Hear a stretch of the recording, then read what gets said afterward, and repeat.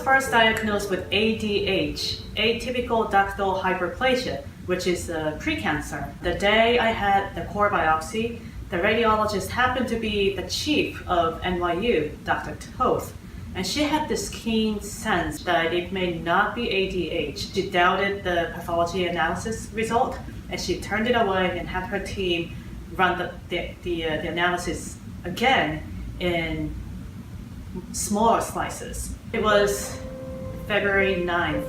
It was a heavy snow day, and my daughter's school was closed, so I decided to stay home and work from home. And it was right about lunchtime, or right before lunchtime, my phone rang, and it was Dr. Toth, and she personally gave me a call. And she said, well, they found cancer. But luckily it was something called DCIS. It's a stage 0 cancer, which is non-invasive, meaning it didn't spread to other parts of the body. And we still went sledding an hour after I got a phone call. And I had so much fun with her and her friends. If that wasn't for Dr. Toth, maybe I would have carried cancer for another 6 months or a year until the next mammogram, and might have proceeded to the next stage. I really, really, really owe it to Dr. Toth. I was very fortunate to have a wonderful team of medical professionals. When I was diagnosed with breast cancer, the first thing I thought about was, I don't want to scare my daughter, but I don't want her to be scared. So I had to be strong and positive as possible, and as normal as possible. The second thing I thought about was, what am I learning from this? And what message can I give? What I mean by that is, in my case is breast cancer, but everyone might be experiencing some difficult situations. If you look at the other side, the bright side, there's always something that drives you to move forward. And I'd rather look at the light than the darkness. So even with this breast cancer situation, I thought, I'm a public speaker. It's a great topic to talk about now. I've learned so many things already from this breast cancer, how to change my perception from, oh my God, what am I going to do, to, okay, well, I'm going to just tackle this one step at a time. It's just one more thing added to a to-do list. You have to go through so many treatments, and I had a surgery. I had the first surgery on March 15th, and there was a mastectomy and the first phase of reconstruction surgery. Okay. Natsuyo, how are you doing? Just woke up. You just woke up? Yeah. I love you. I love you. I don't know. I don't know what I have. I didn't look. She's beautiful now. She has beautiful smile. She's all good. I don't really know what I'm feeling now. It's the drugs. Yeah. You just have to focus on resting. Don't worry about work or Lena or me or anything else. Rest. This is the first meal I'm having since last night. I had a little toast this morning, but my friend made these beautiful meals. Really appreciate that. This looks so good. Yummy. Wow. Thank you, Asako. Of course, I thought about why me? I have no family history of any type of cancer. Very healthy. I'm a competitive Latin dancer, and I exercise all the time. I dance. I do yoga, I do personal training. And before I had Lena, I used to work out probably 10 times a week. Yet, I got cancer. How are you? Okay, well, it's been exactly 1 week now. So today is my first post-op appointment with my surgeon. And it's supposed to be the drain is going to come out. I have a drain and a tube hanging from the surgical site. So they're supposed to come out today. And that means I'm going to see the surgical site for the first time. So that's a little nerve-wracking.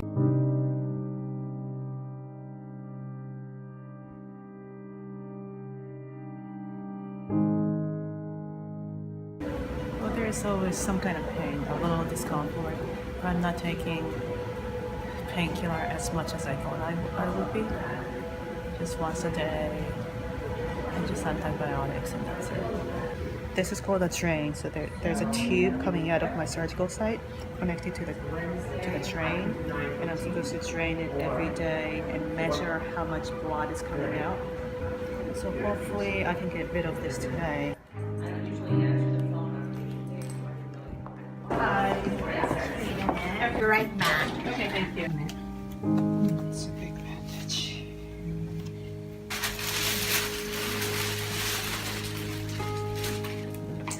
Hi. I'm Brooke. Hi, Natsuyo. Nice to meet you. Can I see your drainage log? Very organized. Yes. Okay, perfect. The drain is ready to come out, so we'll remove Is it? that. Yep.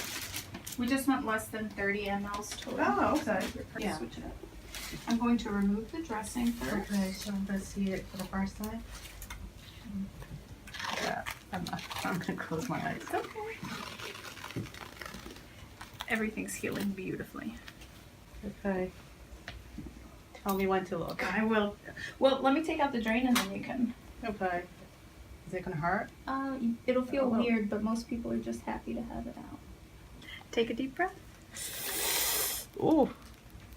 Now it's out. Wow. Okay. All done. Yeah, so that hole heals up very quickly on its own. Okay. Just put the gauze there in case there's any little drainage that comes out. Okay. But that should stop within a day or two. Okay. You So should I look now? Yeah, go ahead. It looks beautiful. It's healing perfect. It looks exactly as it should. You have minimal bruising. Your incisions under these steri strips, we'll remove those at your next visit. But everything looks perfect. It looks just as it should. And then once everything's healed, then we can start the inflation and you'll get the breast mount, okay? But everything's going exactly as it should. What are you thinking? It's gone. It's gone, but the problem's gone too, right?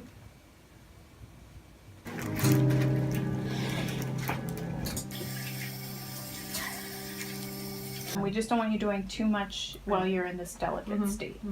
But you're gonna get back what you had, okay? Is her blessings okay? It's beautiful. Everything is healing just as it should. How do you Yeah. feel now? Yeah, well, now I face my reality. Yeah, it was a shock, but it wasn't as bad as I thought. And there's a little metal expander thing inside my breast right now. And what's gonna happen in the next 3 months is that the doctor will start inflating little by little so that the skin stretches. It's like pregnancy, right? You know, it gets bigger and bigger little by little. So they're gonna stretch my skin so that they can replace the expander with the fully inflated implant.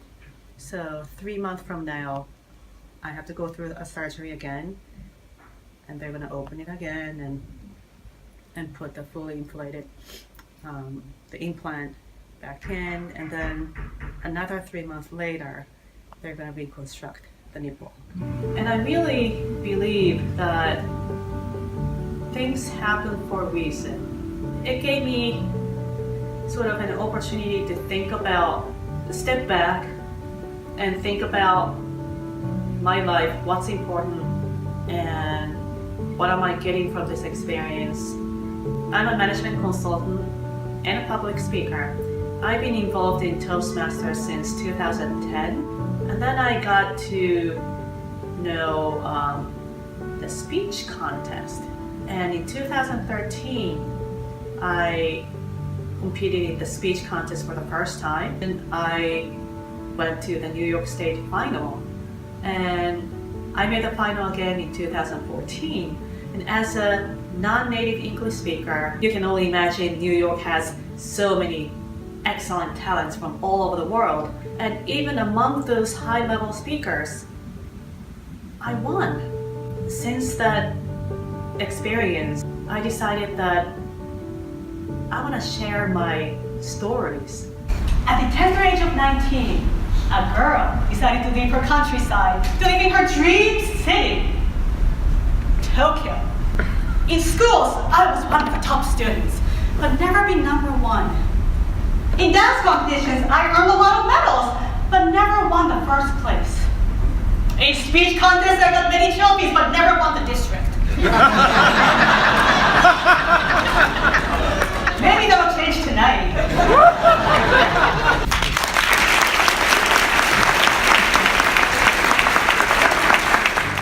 I have my own unique experience, and so do you. Now, everyone has his or her unique story. Being able to deliver that as a valuable message, an inspiring message to people in the world is just an amazing gift. I've been coaching Japanese and non-Japanese speakers and global leaders, as well as competing as a contestant. But I always tell them that developing a speech is like a self-discovery process. To be able to deliver your own unique story that inspires people, you have to first look into yourself. And it really requires you to tap deeper into yourself.